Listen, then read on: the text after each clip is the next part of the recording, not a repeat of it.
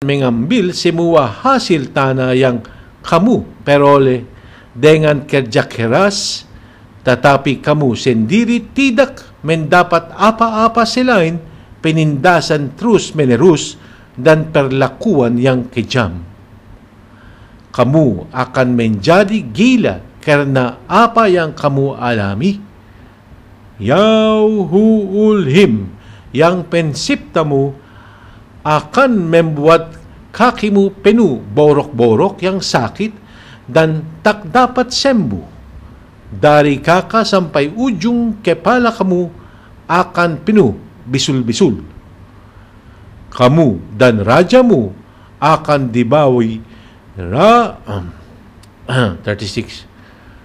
Kamu dan rajamu akan dibawa Yahuulhim ke negeri asing yang tidak kamu kenal dan tidak pula dikenal nenek moyangmu.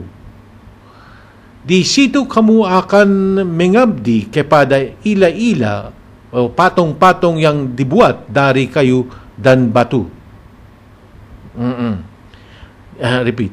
Di situ kamu akan mengabdi kepada ila-ila o patong-patong yang dibuat dari kayu dan batu. Di negeri-negeri tempat kamu dicerai-beraikan, Yahuulhim, yang penciptamu, orang-orang akan ngeri melihat kamu, kamu akan dolok-olok, kamu akan diolok-olok dan ditertawakan mereka. Banyak benih yang kamu taburkan, tetapi sedikit hasil yang kamu peroleh, karena tanamanmu habis dimakan belalang. Kamu akan menanami kebun-kebun anggur dan memeliharanya, tetapi tidak memetik buah anggur atau minum air anggurnya, karena pohon-pohon anggur itu habis dimakan ulat.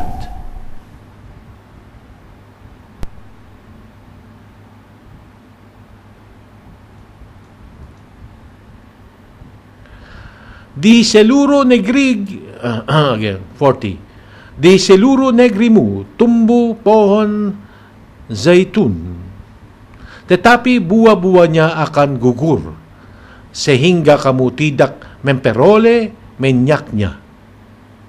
Kamu akan mendapat anak-anak laki-laki dan perempuan, tetapi mereka diambil sebagai tawanan perang, sehingga kamu kehilangan mereka.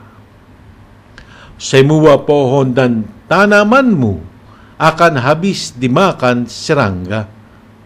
Orang asing yang tinggal di negerimu akan semakin berkuasa, sedangkan kuasamu sendiri semakin berkurang. Mereka punya uang untuk dipinjamkan kepadamu, tetapi kamu tidak punya apa-apa untuk dipinjamkan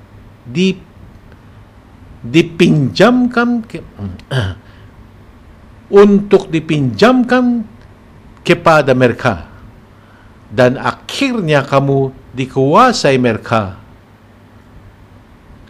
Segala malapetaka itu akan menimpa kamu dan terus mengganggu kamu sampai kamu binasa, karena kamu tidak taat kepada Yahuulhim, yang penciptamu, dan tidak melakukan hukum-hukum yang diberikannya kepadamu. Bencana-bencana itu merupakan bukti dari hukuman Yahuulhim atas kamu dan keturunanmu untuk selama-lamanya. Kamu sudah diberkati Yahuulhim, yang penciptamu, dalam segala hal, tapi tidak mau mengabdi kepadanya dengan hati yang ikhlas dan gembira. Karena itu, kamu harus mengabdi kepada musuh-musuh yang dikirim Yahuulhim, yang penciptamu, untuk melawan kamu. Kamu akan kelaparan, kehausan, dan telenjang serta berkekurangan dalam segala hal. Yahuulhim akan menindas kamu dengan kejam sampai kamu binasa.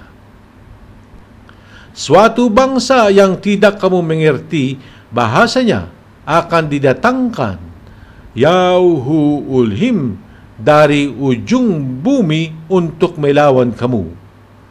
Seperti burung rajawali, mereka akan menyambur kamu.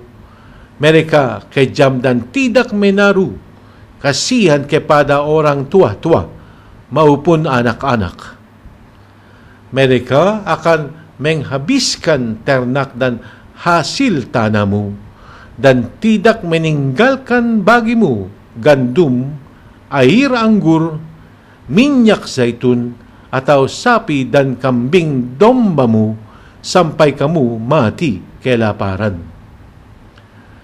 Mereka akan menyerang setiap kota di negeri yang diberikan Yahuulhim, penciptamu, kepadamu, sehingga tembok-temboknya yang tinggi dan diperkuat yang kamu andalkan itu runtuh. Sementara musuh-musuhmu mengepung 53. Sementara musuh-musuhmu mengepung kota-kotamu, kamu akan putus asa karena kelaparan, sehingga kamu memakan anak-anakmu sendiri, anak-anak yang dianugerakan Yahuulhim yang penciptamu kepadamu.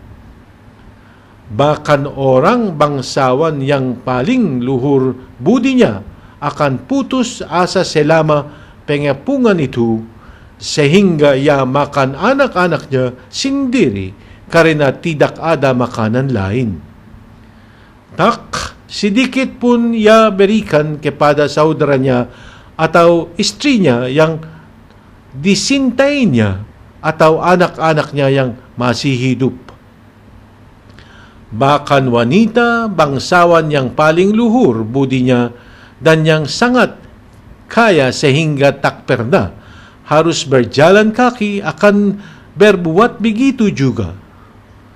Pada waktu musuh mengepung kota, wanita itu akan putus asa karena kelaparan, sehingga ia dengan sembunyi-sembunyi makan anaknya yang baru lahir dan ari-arinya. Tidak sedikit pun ia berikan kepada suaminya yang disintainya atau kepada anak-anaknya. Kalau kamu tidak setia mentaati semua hukum Yahuulhim yang penciptamu, kalau kamu tidak setia mentaati hukum Yahuulhim yang penciptamu yang tertulis di alam yang 58.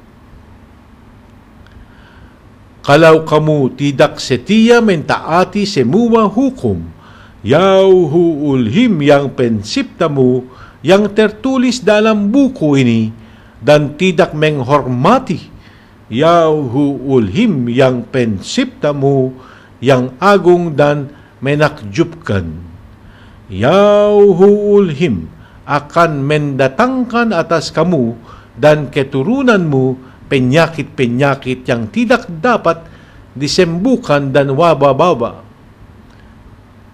Tidak dapat disembuhkan dan wabah-wabah yang tidak dapat dihentikan. Penyakit-penyakit mengiringkan yang kamu saksikan di Mesir akan menimpa kamu dan kamu tak dapat sembuh. Yahuulhim juga akan mendatangkan macam